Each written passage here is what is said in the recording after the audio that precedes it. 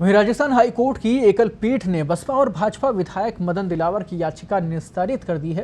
न्यायाधीश महेंद्र कुमार गोयल की एकल पीठ ने कहा कि इस संबंध में अंतिम फैसला विधानसभा अध्यक्ष ही करेंगे।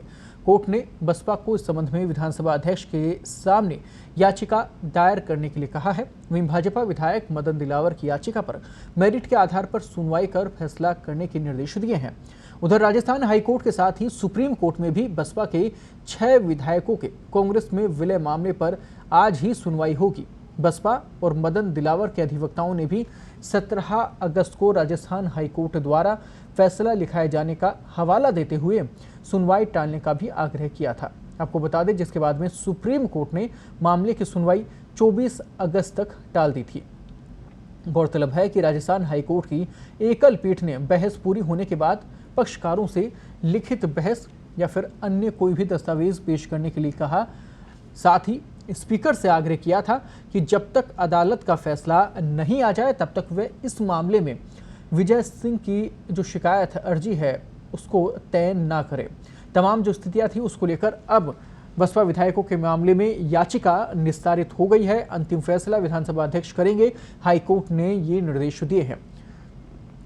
बसपा विधायक और मदन दिलावर ने याचिका पेश की थी, जिसको लेकर लंबे समय से कोर्ट में यह याचिका चल रही थी, लेकिन आज उसको लेकर जो अहम फैसला है वो आ गया है।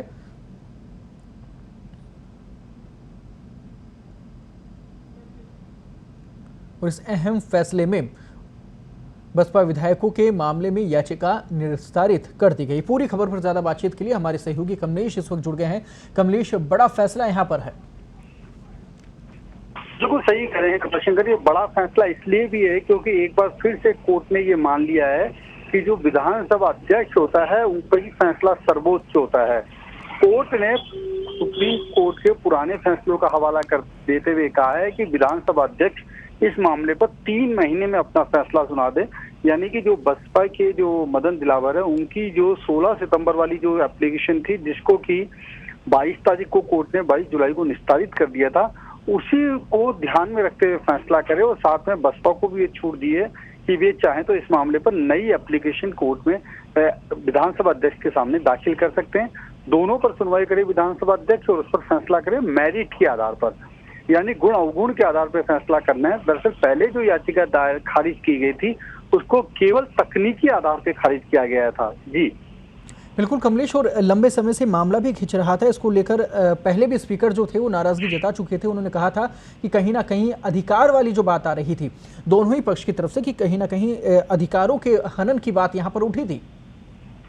बिल्कुल, कोर्ट के अंदर यही तर्क दिया गया था कि जब तक विधानसभा अध्यक्ष इसके ऊपर अपना अंतिम फैसला नहीं ले लेते, जब तक कोर्ट को इसमें हस्तक्षेप नहीं करना चाहिए।